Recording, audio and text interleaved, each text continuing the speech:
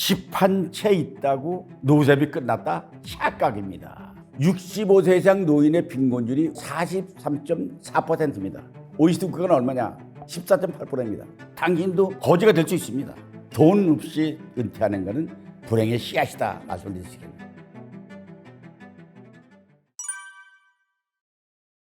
사실 그러잖아요. 50대 은퇴하는 한국인들 너무 빠르다. 맞습니다. 지금 우리나라의 평균 은퇴 연령이요, 통계에 의하면 49.3세면 은퇴합니다. 퇴직합니다. 그 다음에 이제 일을 완전히 떠나는 건 72.3세가 되면 완전히 떠납니다.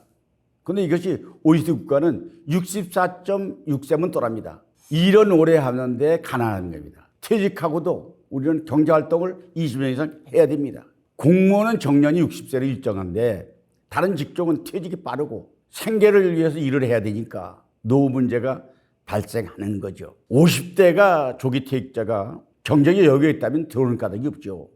돈 있고 나가는데 무슨 상관이 있습니까? 근데 건강상의 이유나 회사 구조조정 때문에 이유로 떨려나게 되면 생산성이 높을 때 조기 퇴직은 분야별로 문제가 많이 생기지 않습니까? 근데 사실 회사가요, 회사는 수익 창출이 목표잖아요. 그러니까 어떻게 하든지 비용을 줄이려면요, 가장 쉽게 줄일 수 있는 게 인건비거든요. 인건비를 줄이려면 봉급을 많이 주는 사람을 내보내고 적게 주고 같은 일 하는 사람을 뽑아야 되잖아요. 그러니까 조기 퇴직이 생기는 겁니다. 젊은이들 채우는 거예요. 그 다음에 월급을 덜 줘도 생산성 올릴 수 있으니까 젊은이들의 채용 구조 조정이 결국 조기 퇴직자를 양산하는 원인이 되는 것입니다. 그래서 빠르다는 것입니다. 그런데 공대생들은요, 기술직들은 40대에 대부분 일자리 밀려납니다. 조기 퇴직이죠. 내 집안에 서울대학교 공과대학을 합격한 조카가 있었습니다. 근데 얼마나 자랑스럽습니까? 근데 후기에 어느 한의대학의 한의과에 합격을 했습니다. 그 우리 생각에는 서울 공대를 가야 되잖아요. 근데 본인이 한의과를 선택했습니다. 물어보니까 공대 가면 퇴직이 40대고 한의사가 되면 70대까지 정년이 없으니까 이걸 하겠습니다. 대학에서 전자공학과라든가 첨단 AI 교수들은요, 6개월 동안 강의하고 나면 다시 충전하지 않으면 강단에 쓸 수가 없대요. 왜냐하면 미국에서 이미 다 바뀌었으니까. 특히 인류대학은 마찬가지죠. 그러니까 재충전이 필요한 거예요. 그런데 역사 교수는 늙어도 할 수 있는 거예요. 왜냐하면 역사는 과거의 거지가 베끼지 않으니까.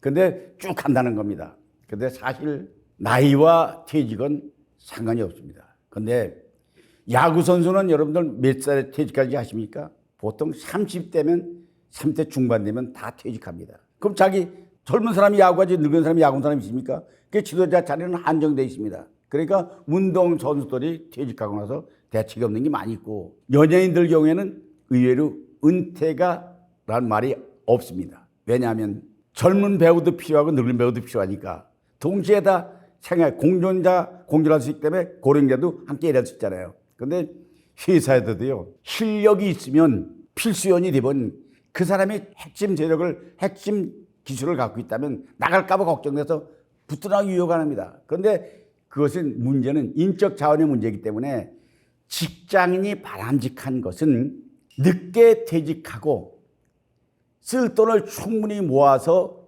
은퇴하는 것입니다. 그거 못하면 그 나머지 은퇴 후의 생활은 비참할 수밖에 없잖아요.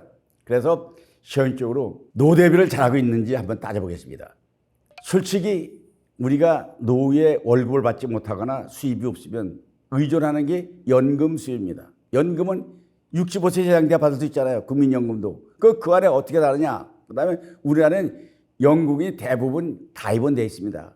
근데 연금이 노후 생활을 보장해주는 만큼 충분한 것이 아니라 생명을 이어가는 정도의 최소한의 비용만 주는 거지 연금이 부자 되고 저축되고 이런 게 아닙니다. 충분한 생활 보장이 되는 게 아니거든요.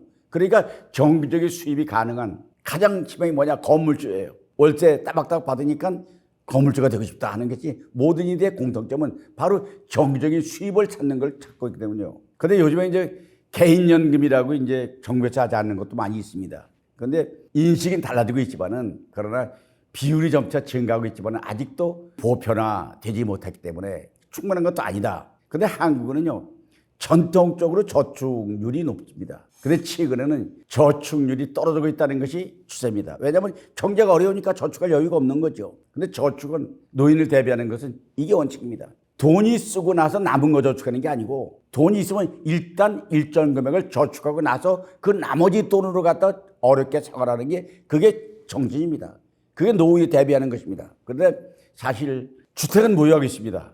누구나 있다 이거예요. 그런데 주택가격이 상승됐습니다. 근데 그게 불안한 경제 남는 것은 그 집이 있다고 해서 노인 빈곤율이 높아지느냐? 아닙니다. OECD 국가 중에서 우리가 빈곤율이 높은 이유는 바로 65세 이상 노인의 빈곤율이 우리가 43.4%입니다. OECD 국가는 얼마냐? 14.8%입니다. 3배가 빈곤이 높습니다. 노인 자살률이 세계 1위가 되는 것도 노후 대비를 못해서 경제적인 이유 때문에 자살하는 이유가 많은 것도 바로 거기에 있다고 저는 생각합니다. 자, 그렇다면 우리가 전적으로 한국인들이 노후 대비를 잘하고 있느냐 이런 문제입니다. 사실 노인 빈곤에 대한 문제점과 개선 방안을 따져보면 국민연금을 개혁해야겠다는 생각이 높습니다. 왜냐하면 국민연금의 지급 수준을 높여야 됩니다. 액수를 높여야 되고요. 그러기 위해서는 기여금이 부담이 높여야 되고 지급 연령도 조정이 돼야 될 거 아니에요. 필요한 사람에게 65세에 가서 일주일 주는 게 아니라 더 필요한 사람은 일찍 신청해서 먼저 받고 필요 없는 사람은 더 늦게 받고 이렇게 조정하는 것이 필요하다. 그다음에 이제 우리나라 사람들은 나도 마찬가지지만은 금융교육과 지원체제가 미흡합니다. 재정관리 교육을 시켜야 되거든요. 근데 외국에는요, 뭐 이스라엘 같은 그 유대인들의 경우에는 그 보면 나오잖아요. 경제교육 시켜서 일정액의 급여를 주고 너 주식을 한번 해봐라. 그럼 파고 살고 이윤이 뭔가. 그러니까 그리고 경제교육은 뭐냐? 내가 말하는 경제교육은 어려부터 알아야 되는 거예요. 상대에게 갖고 있는 돈을 어떻게 내 주머니로 옮겨오느냐 하는 게 경제입니다. 어떻게 옮겨오느냐? 옮기려면 방법은 간단해요. 제일 쉬운 건 훔쳐오는 거죠. 그죠? 아니면 뺏어오는 거죠. 아니면 몰래 가져오는 거죠. 그건 불법이니까 그런 걸 하면 안 되잖아요. 그러기 위해서는 돈을 벌기 위해서는 상대방 주머니에 돈을 내옮기려면 첫째는 서비스를 제공해야 됩니다. 일을 해줘야 될 거 아니에요. 두 번째는 뭔가 기술을 제공한다거나 해야 됩니다. 근데 상대방이 이익을 줘야 됩니다. 돈을 맡겨놓으니까 은행에서 이자를 주잖아요. 그 돈 가지고 자기 돈놀이 하니까. 은행에서 다른 거 아니잖아요. 돈 받아가지고 주는 이자는 싸고 대출 이자는 비싸니까 그 차익을 받는 게 은행이잖아요. 그러니까 어떻게 남의 주머니 돈을 갖고 오기 위해서는 서비스를 제공하고 노력을 제공하고 해야 된다는 게 이걸 시켜야 되는데 그러면 왜 이걸 시켜야 되냐? 더 많은 이익을 갖고 오는 방법을 시켜야 될 거 아니에요. 왜 공부를 열심히 해야 되느냐? 야, 똑같은 회사에 1000명이 근무한다. 월급이 똑같습니까? 어느 사람은 5억을 받는 사람이 있어요, 연금이. 어느 사람은 3억을 받아. 어느 사람은 1억을 받아. 어느 사람은 5천만 원 받아. 어느 사람은 3천만 원도 못 받아.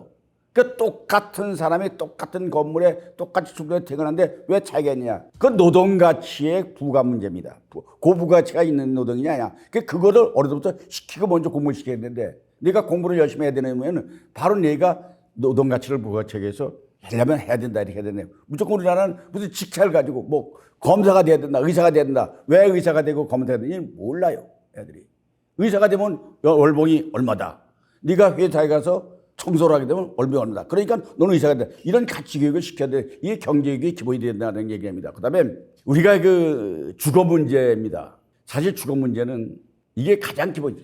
집이 없으면 갈 곳이 없다면 얼마나 요렇겠습니까? 노숙자들이 갈 곳이 없다. 그래서 주거 안정 문제는 중요한 문제입니다. 그런데 문제는 그 주거가 휴식하는 곳이 아니라 생활이 하는 게 아니라 잠을 자는 곳이라면 지금 우리나라의 집은 내 생각엔 너무 커요. 60평짜리 아파트가 3사람이 살아요. 그게 왜 30평씩 한 사람이 필요합니까? 잠자는데 침대가 있으면 한 평 침대가 있으면 되지. 거기에 왜 그게 그리고 방이 왜 그렇게 많이 필요합니까? 이 방 저 방 뭐 하겠습니까? 주거 환경에 대한 문제도 우리가 해결해야 되고 연금으로 부족하니까 어떻게 하면 안정된 투자를 유도해가지고 장기적인 재정 교육을 강화해서 국민들 모두가 물가가 안정해야 된다고 가르쳐야 됩니다. 물가 오르면 안 된다. 파는 사람도 사는 사람도 오르면 안 된다고 가르쳐야 돼. 왜 해야 되느냐? 물가가 5% 올랐다 이게 5%. 그럼 내가 100만 원 가지고 살 수 있는 물건이 물가가 5% 오르면 105만 있어야 되잖아요. 그럼 100만 원의 가치는 1년에 5% 올랐으면 5% 올랐으면 95만 원 떨어지는 겁니다. 10% 올라갔으면 90만 원 되는 거잖아요. 가만히 갖고 있는데 10만 원이 날아가는 거예요. 그러니까 이 교육에 대한 교육을 물건 사는 사람도 파는 다 국민이잖아요. 그러니까 어떻게 물가를 억제해야 된다. 생산성을 높여야 된다. 그리고 생산할 때 고품질을 만들기 위해서는 똑같은 물건을 중고 만드는데 이 물건을 중고에서는 500원 받는다. 우리 똑같은 물건을 더 잘 만들어가지고 600원 받아야 된다. 이것을 어려부터 경직을 시켜야 되는데 이런 기본 시점을 시키지 않고 그냥 막연한 얘기를 하니까 애들이 대학 가고 졸업하고 취직할 때까지 결혼할 때까지도 왜 돈을 벌어야 되고 좋은 얘기를 그걸 모르고 그걸 시키자. 그러니까 사실은 노인의 생존 전략은 경제와 노인의 인성교육을 집중해야 돼요. 사람답게 산다고 하는 것은 노인이 무조건 나이만 먹으면 노인이 아니잖아요. 늙은이가 돼서 안 되잖아요. 어르신 되기 위해서는. 그렇기 때문에 인성교육도 집중시켜야 된다. 노후 대비는 그래야 된다고 말씀을 드리십니다. 보건복지부에서요. 매년 발표합니다. 국민기초생활보장 사업에 대해서 금액을 발표합니다. 그럼 보통 보면 이제 1인 가구는 220만 원 있어야 된다. 금년도입니다. 2인 가족은 360만 원 있어야 된다. 3인 가족은 470만 원 있어야 된다. 근데 이걸 우리는 보통 한 30% 수준으로 최소한 혼자 살려면 71만 3천 원 있어야 된다. 둘이 살려면 110만 원 있어야 된다.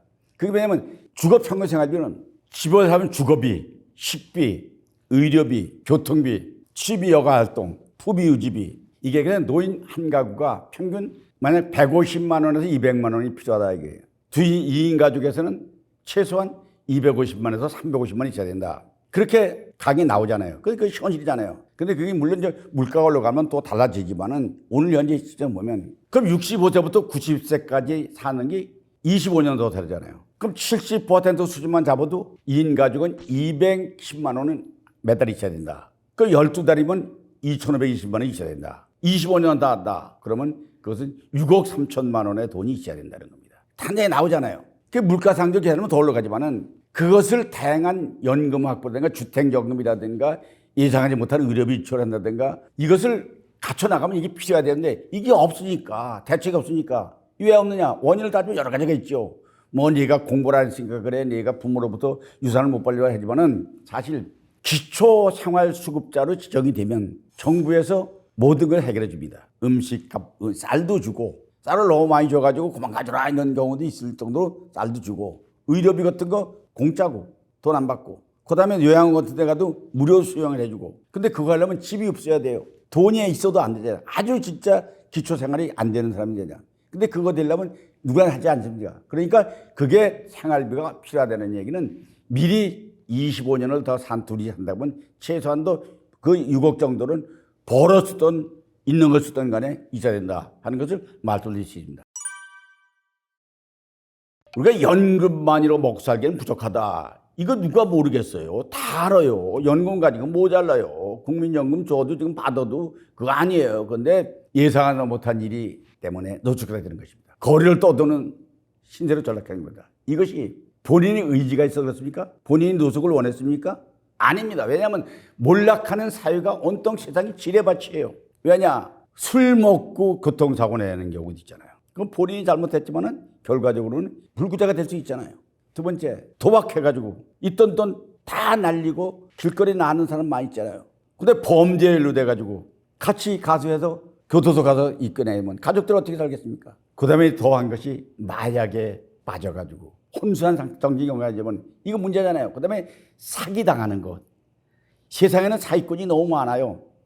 그냥 남의 돈을 그냥 공짜로 먹으려고 하는 사람이 많잖아요. 그 다음에 교통사고가 났다거나 화재가 난다거나 하면 이것은 문제고 그 다음에 사업을 한다고 가게를 열었습니다. 식당을 했습니다. 근데 보통 80%는 되게 망합니다. 한 20%는 성공하는 거예요. 폭망한다. 그 다음에 특히 우리 한국 사회에 많은 게 보증서 줘가지고 주변에 많을 거예요. 친구가 뭐 사업하는데 은행에 응답하는 게 보증서 썼어요. 친구 폴딱 망했어.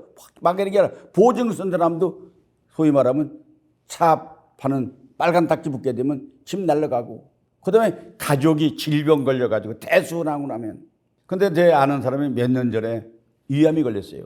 위암이 걸렸는데 땅 돈이 없잖아요. 근데 옛날에 의료보험이 안 될 때 얘기입니다. 그럼 땅을 팔아야 병원에 수술할 수 있다. 아버지가 늙었으니까 내가 땅 팔아가지고 병 고친다고 영원히 사는 것도 아닌데 그럼 우리 식구들 뭐 먹고 사느냐. 그래서 수술도 안 하고 그냥 혼자 이렇게 죽어서 그 친구는요, 자기 아버지 얘기만 하면 그냥 눈물이 핑 돕니다. 왜냐? 이게 의도하지 않은 일 때문에 그런 거거든요. 사실 의도하지 않은 과실 이런 게 사건 사고 피하고 싶은 일이지만은 예상을 못하고 설마 내가 그런 일이 있을까? 근데 당신도 대상자가 될 수 있습니다. 당신도 노조자가 될 수 있습니다. 당신도 거지가 될 수 있습니다. 요새요, 일반 무료 급식소가 있습니다. 사회단체 동행하는 거죠. 가보면 줄이 어느 정도냐? 장사진이라는 게 맞아요. 길게 넣습니다. 늦게 가면은 밥이 떨어지니까. 떨어지게는 먹으려고 앞장서 11시부터 와서 줄을 서고 있는 거예요. 이게 뭐냐? 그게 내가 아니라고 생각하지 마세요. 사실 기초생활수급자로 지정되면 연금수급자, 부동산 배우자는 안 되기 때문에 어렵습니다. 그러나 거기도 돈이 없고 하면 그냥 자살하기보다는 구조를 요청하고 또 각 지역의 동사무소, 주민복지센터에는 사회복지사가 있습니다. 바로 여러분들이 굶어 죽는 사람이 없게 하기 위해서 있습니다. 그러니까 구원 요청을 하는 것, 이것은 필수적인 말씀드리겠습니다. 집 한 채 있다고 노후세비 끝났다? 집이 있으면 끝났습니까? 착각입니다. 왜냐하면 집이 있고 부동산이 있다는 사실만으로는 불안합니다.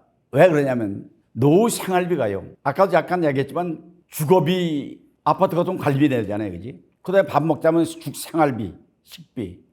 그 다음에 병원에 가면 이제 의료비. 또 어디 가려면 교통비. 또 취비활동 가려면 회비. 기타 돈이 많은데 부동산은 등기부등본만 갖고 있는 거지 현찰을 갖고 있는 게 아니에요. 그 부동산을 담보해가지고 만약에 융자를 받아 썼다면 10억짜리 집을 가지고 1억짜리 가지고 썼다면 1억의 빚을 지고 매일 이자를 갚아나가는 게 집을 세 사는 것과 똑같습니다. 집은 내 집은 맞습니다. 등기부에 내 집입니다. 그런데 이자 돈 갚으니까 생활비 걷다 내는 똑같답니다. 그 다음에 주택연금화하는 것도 이제 방법이 주택연금이 많이 이제 일반화되어 있습니다. 자기 집을 갖다 담보해가지고 그냥 매달 정기적으로 은행에서 돈을 받아 쓰고 마지막에는 주택을 반환하고 그때 정산해서 이제 하는 게 주택연금.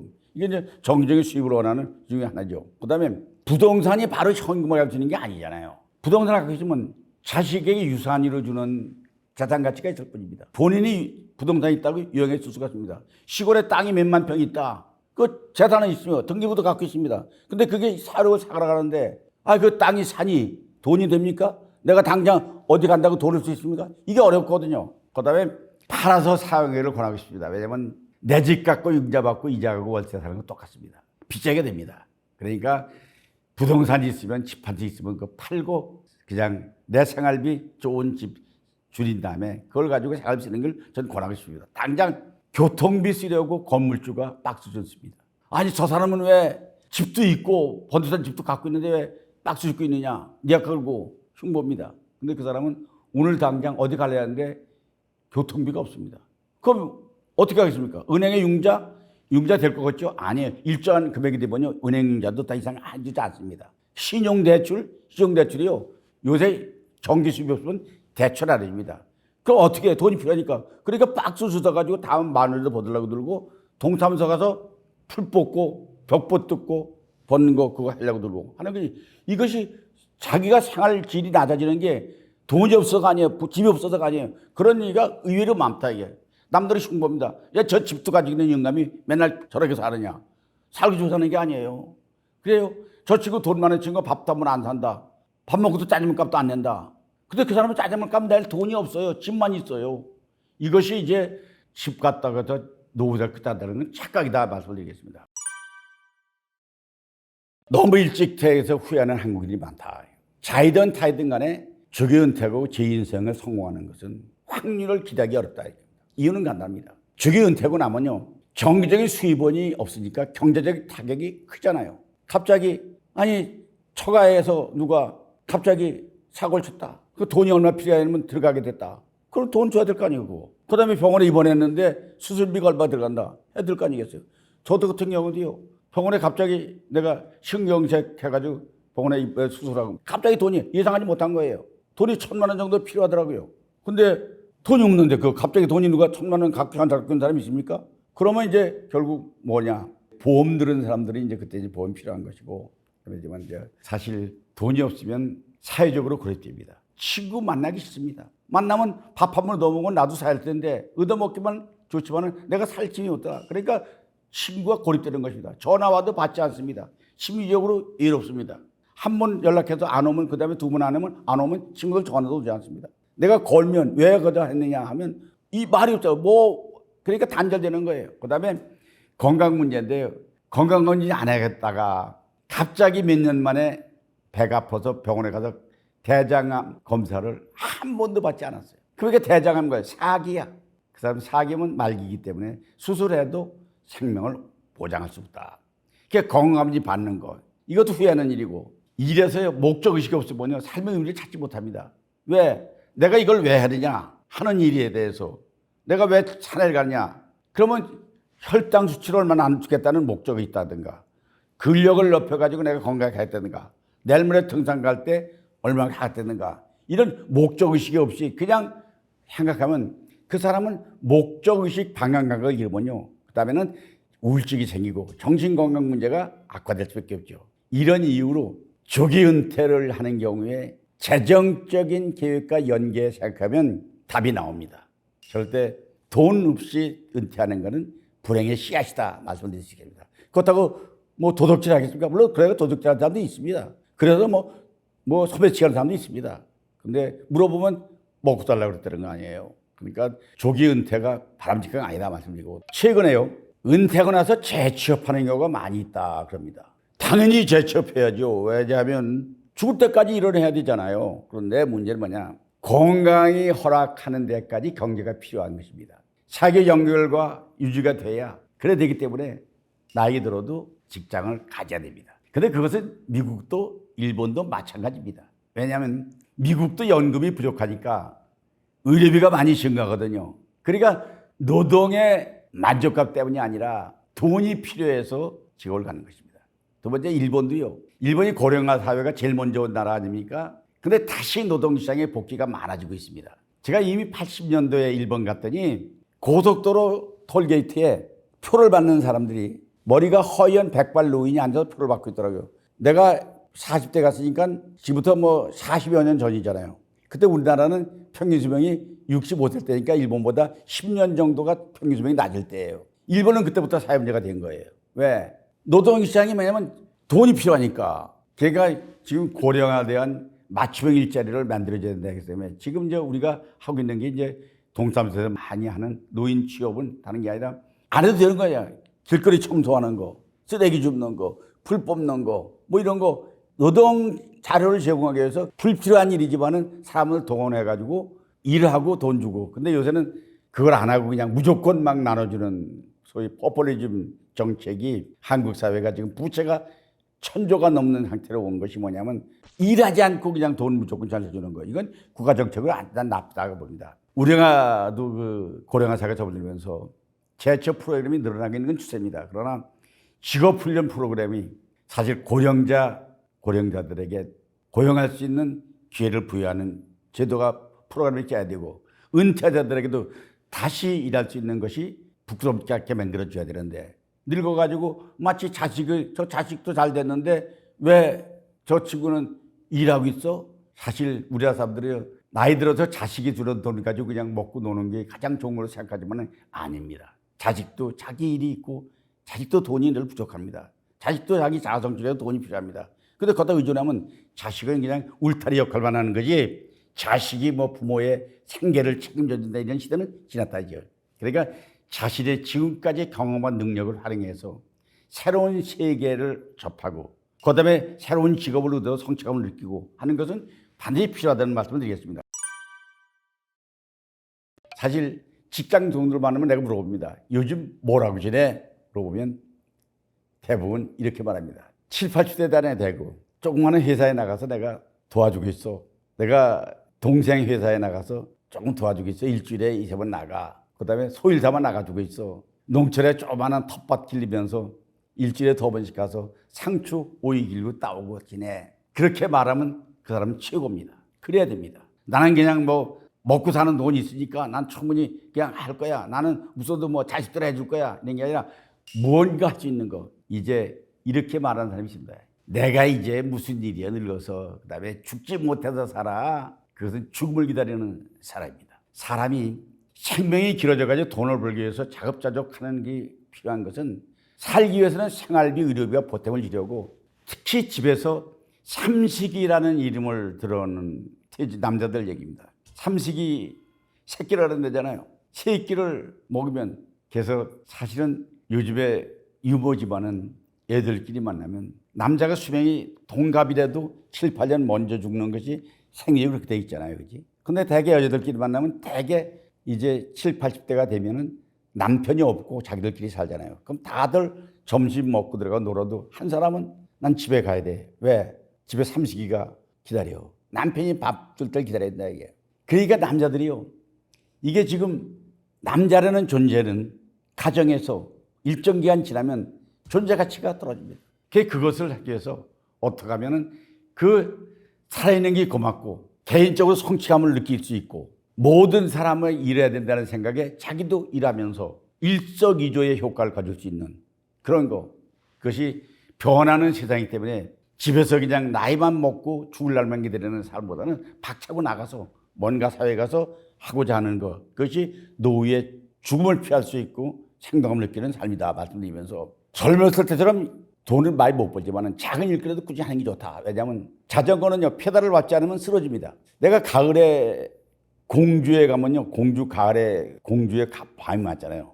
가면은 알밤시설 갑니다. 가보면 바람 불는 날 같은 데 가면 알밤을 많이 주시려면요 언덕길 높은데 멀리 먼저 가야 됩니다. 그래야 알밤을 줬거든요. 남이 지나간 자리 안 나오잖아요. 근데 그때 알밤 하나 주었어요. 그 기쁨이 얼마나 큰지 아세요? 그게 돈 가치입니까? 아니에요. 박스 주는 노인이 지나가다가 니아까 끌고 언덕까지 올다 보니까 옆에 보니까 큰 박스가 하나 놓여 있어. 삐딱하게 니아까 세워놓고 박스 줬다가 다시 담을 때 기쁨, 그 값이 문제가 아니잖아요. 근데 사실은 돈은 가치가 액수가 문제가 아닙니다. 벌 수 있다는 것 자체가 만족한 거고 내가 할 수 있다는 게 만족하고 근데 나이 들어서 살면서 젊어서처럼 대우를 받아요. 같은 일하고도 못 받아요. 근데 작은 성취감을 맛보고 그것이 노년의 삶의 지혜를 말씀드리겠습니다. 사실 젊어서 평생 살아온 경험과 체험을 그 노하우를 세상에 살아기 전에 가치를 나눠주고 가겠다는 생각 그 생각이 노년의 바탕이 돼야 된다. 속담에 그런 말 있잖아요. 마당 쓸고 동전 줍고 또랑 치고 가재 잡는다래요. 돈도 벌고 건강도 지키는 일석이조 이런 것들이 노인들에게는 절대로 필요하다는 말씀을 드리겠습니다. 그 다음에 우리나라가 예를 들면 경찰관, 소방관 같은 경우에는요.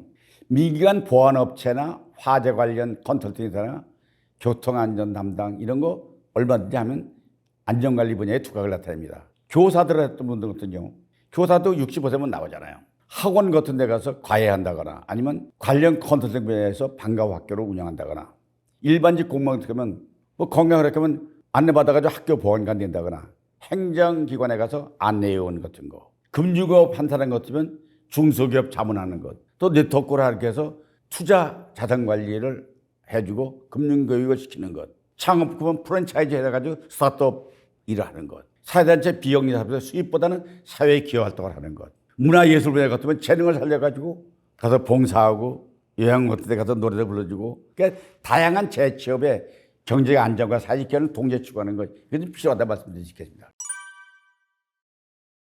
큰 돈을 모으겠다고 주식 투자 함부로 하면 위험한 이유가 있냐.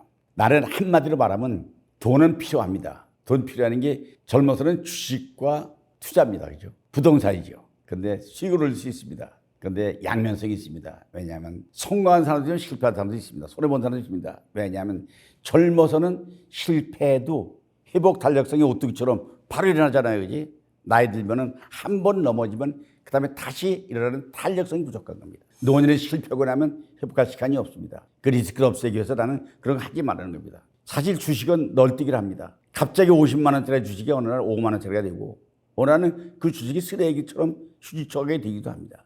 그 위험한 부담 하지 말고 회사가 망하면 주식이 없어지고 휴지가 되기 때문에 저도 당해봤습니다. 그런데 돈 있는 곳에는 항상 사기꾼들이 넘실댑니다. 특히 주식 같은 데 뭐냐 많이 옵니다. 뭐 주식 비싼 거 뭐 올라갈 거 상저가 갈 거 한다. 거기에 걸려들면요 그 주식 그 몰입꾼에 걸려드는 경우가 많습니다. 노후 대책의 기본은 뭐냐? 노후 대책 기본은 이렇습니다. 건강한 육체를 유지하는 것, 가족 관계, 특히 부부 관계를 오랜만에 갖는 것, 경제적인 안정도 마지막 인간관계에 주력하는 삶, 이것이 중요하다고 봅니다. 크게 5가지는 내 6가지를 내가 얘기하겠습니다. 첫째, 재정적인 안정을 위해서 필요한 거고, 노후 계획은. 두 번째는 생활 계획을 거주 선택, 생산적인 활동, 취미, 자원봉사, 여행계 이것을 생활 계획을 세워야 된다. 그다음에 건강관리는 무조건 건강보험을 들거나 운동을 유지하거나 식습관을 유지하는 것 중거. 사회적 관계는 친구들의 관계를 강화하고 심리적으로 서로 긍정적인 태도를 갖는 것. 그다음에 법적 문제로 재산 분배 유언을 어떻게 할 거냐, 어떻게 자기가 나눠줄 거냐, 상속 계획. 그다음에 사후 대책은 묘지는 어디에서 정할 거냐, 낙골 땅은 어디서 정할 거냐. 그래서 미리 대비하는 건 재정 건강과 법적 문제, 유택 등을 고려해야 된다 말씀드리겠습니다. 자, 그러면 현실적으로 노후대책은 뭐냐? 사실 노후대책은 생적으로 생각하면 됐습니다. 재정은 미리 말씀드렸고 부채는 은퇴 전에 상환하는 게 좋습니다. 거주지는 직장 출근을 고려할 필요가 없으니까 생활비 적은 것으로 정하는 게 좋습니다. 비상금은 예상하지 못한 지출에 대비하는 게 비상금 아닙니까? 그러니까 부채를 피할 수 있는 비상금을 가져야 되고, 그다음에 생활비는 수입 감소에 따라서 구체적으로 개선해야 될 것만이면 예산 범위 내에서 수입 범위 내에서 써야 된다는 겁니다. 건강보험 필수입니다. 그다음에 장기 요양 보험이 들어야 되고, 그다음에 자기가 취미 활동을 해서 교육을 받는다거나 수강하는 건 내 건강에도 좋다는 겁니다. 노후 관리 전문가에게 조언을 듣는 것도 하나의 지혜고요. 은퇴 후에 가족과 보내는 시간이 많아지니까 이제 군림하지 말고 동행자가 되어달라는 말씀드리겠습니다. 자녀에게 무조건 돈 줄 필요가 없다? 맞습니다. 왜 미리 줍니까? 자녀가 떠나고 나서 혼자 살아갈 수 있도록 하는 게 중요한 겁니다. 재정적인 지원보다는 자립 문제를 해결하는 능력을 키워주는 것, 경제교육을 시켜가지고 남의 돈 주머니로 옮기는 기술과 예산 범위 내에 사는 걸 알려주는 것, 부채에 대한 무서움, 산 능력을 고려한 융자, 그다음에 자녀에게 안정적인 걸 미리 증지해 주는 것, 이것이 가장에서 조직의 리더십을 가지는 것이기 때문에 자녀에게도 돈을 주기보다는 자립정신을 물려주는 게 더 중요하다고 말씀드리겠습니다. 노년의 필수상, 사실 비상금은 항상 갖고 있어라 합니다. 비상금은 끝까지 지켜야 됩니다. 인도에는요, 노숙자들이 아무 노숙자라도 다 주머니가 하나씩 다 있다랍니다. 주머니 속에는 자기가 죽고 나면 자기를 발견한 사람에게 장례 비용을 미리 주머니에 맡겨 있다랍니다. 비상구 문자가들 비상입니다. 우리도 비상구 했잖아요. 비상구. 그 중국에는요, 그 이름이 비상구가 아니에요. 뭔지 아십니까? 태평문입니다. 비상구가 아니에요. 태평문이에요. 그러니까 유사시에 태평하기 위해서 비상구를 가지라는 겁니다. 재정의 심리적 불안감을 느끼고 생활의 여유를 갖고 있는 것은 돈이 갖고 있으면요, 편하거든요. 우리나라도 육해공군이 있잖아요. 60만 대군이 있잖아요. 그럼 뭐합니까? 왜 밥 먹이고 맨날 공짜로 이렇게 하겠습니까? 유사시의 전쟁에 대비해서 없다면 나라가 존재하겠습니까? 우리가 존재하는 것도 자기 비상금이 있어야지. 유사시에 노후 유사시에 쓸 수 있다, 안정돼야 오늘 살 수 있지. 난 지금 돈 한 푼 없다. 오늘 점심을 뭘 먹을까? 길거리에 지나가면서 뭐 남들 먹던 음식 쓰레기통 주워 먹겠습니까? 그럴 때 대비한 비상금은 필요하다 말씀드리고, 사실 오늘 제가 여러분과 같이 노년에 대한 여러 가지 얘기를 했습니다. 노후에 어떻게 사는 게 좋으냐, 유사시에 어떻게 좋으냐, 이런 것을 말씀을 드렸는데요. 사실 제가 드린 말씀은 어디까지나 상식적인 선에서 말씀을 드렸지만은, 우리가 다시 한번 말씀드리면 부끄러운 일은 필요 없습니다. 노인 빈곤율이 낮은 것, 그건 국가에서도 빈곤은 해결하지 못한다릅니다. 빈곤율을 높이는 것은 각자의 몫입니다. 그다음에 자살률이 높은 거 자랑 아닙니다. 평소에 언행을 죽고 싶다, 죽고 싶다, 죽고 싶다, 죽어야 돼, 좋아 죽겠어, 미치겠어, 좋아 죽겠어 하지 말고 건강하게, 난 살겠다, 살고 싶다, 이런 얘기를 하면, 그래서 오늘 2부에 말씀드릴 수 있는 우리 한국인의 은퇴와 노후 자산에 대한 파산에 대한 문제를 여기서 마치고자 합니다. 여러분 참고되셨습니까? 저 때문에 또 모니 인사이드 구독자 여러분, 2부가 더불어 이제 주먹을 불끈 쥐고 나머지 여생을 멋지게 살기 위해서 은퇴 후에 화이팅 합시다. 화이팅! 화이팅! 화이팅! 감사합니다.